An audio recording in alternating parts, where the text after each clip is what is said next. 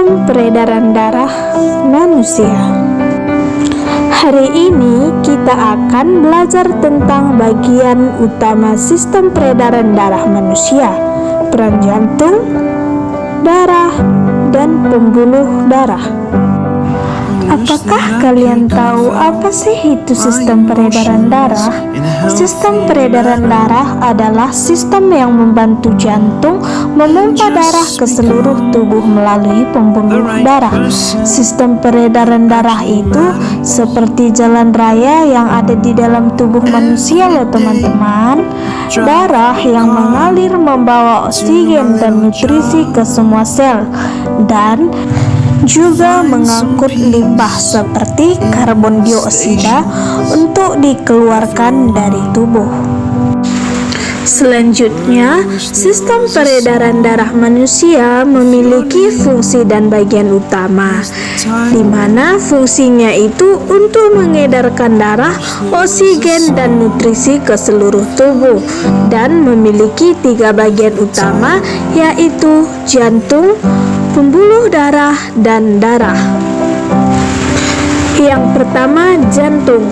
Jantung berfungsi sebagai pompa untuk mengalirkan darah ke seluruh tubuh. Jantung memiliki 4 ruang, yaitu serambi kanan dan serambi kiri, kemudian memiliki 2 bilik, yaitu bilik kanan dan bilik kiri. Nah, sekarang mari kita lihat bagaimana darah mengalir melalui jantung. Yang pertama, serambi kanan menyerap darah yang membawa karbon dioksida. Kedua, darah masuk ke bilik kanan dan dibawa menuju paru-paru, tempat oksigen menggantikan karbon dioksida. Yang ketiga, darah yang membawa oksigen dari paru-paru memasuki serambi kiri. Dan yang keempat, darah dipompa ke bilik kiri dan memulai perjalanannya lagi ke seluruh tubuh. Yang kedua, darah. Darah adalah cairan khusus yang sebagian besar terdapat di dalam pembuluh darah. Darah memiliki 4 komponen utama, yaitu sel darah merah, sel darah putih, trombosit, dan plasma. Nah, 4 komponen utama darah tadi adalah sebagai berikut. Yang pertama, sel darah merah, di mana sel darah merah membawa oksigen, nutrisi, dan partikel sisa. Yang kedua, sel darah putih, di mana sel darah putih melawan penyakit dan melindungi tubuh dari infeksi. Yang ketiga, trombosit. Trombosit berkumpul di lokasi cedera dan membantu proses pembekuan.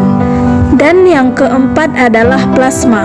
Plasma adalah cairan berwarna kuning pucat, di mana tempat komponen lain mengapung di dalamnya.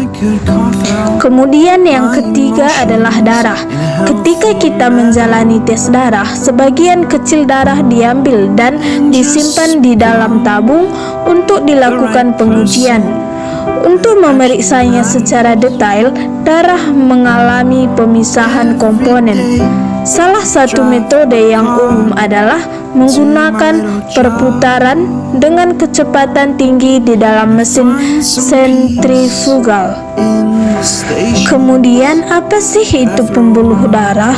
Pembuluh darah adalah tabung atau saluran yang membawa darah ke seluruh tubuh kita. Ada 3 jenis pembuluh darah, yaitu pembuluh darah vena, arteri, dan kapiler. Ukuran dan strukturnya berbeda-beda. Kemudian mari kita amati 3 jenis pembuluh darah. Yang pertama, arteri, di mana arteri memiliki dinding paling tebal di antara ketiganya, memungkinkannya menahan tekanan tinggi yang dihasilkan oleh jantung. Yang kedua, kapiler. Kapiler memiliki dinding paling tipis sehingga zat seperti oksigen dan gula dapat melewati dindingnya. dan masuk atau keluar dari darah. Yang ketiga, vena. Vena tidak terlalu berotot dan elastis dibandingkan dengan arteri, sehingga darah dapat mengalir melaluinya dengan tekanan rendah. Memiliki katup khusus yang membantu darah mengalir satu arah. Kemudian, masing-masing jenis pembuluh darah memiliki peran unik dalam sistem peredaran darah, yaitu yang pertama arteri.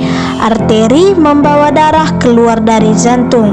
Yang kedua, kapiler, di mana kapiler membantu pertukaran zat di antara darah dan jaringan. Yang ketiga, vena, di mana vena membawa darah kembali ke jantung. Jadi kesimpulannya adalah sistem peredaran darah membawa oksigen dan nutrisi ke seluruh tubuh sekaligus membuang kotoran. Kemudian yang pertama, hati. Hati adalah organ berotot yang memiliki 4 ruang dan dapat memompa darah ke seluruh tubuh.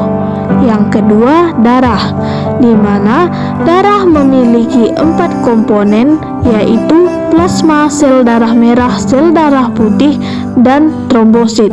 Dan darah juga dapat membawa oksigen, nutrisi, dan partikel sisa. Dan yang terakhir adalah pembuluh darah, di mana pembuluh darah memiliki 3 jenis, yaitu arteri, vena, dan kapiler. Pembuluh darah juga berfungsi sebagai saluran untuk darah. Sekian penjelasan tentang sistem peredaran darah. Sampai jumpa di video selanjutnya.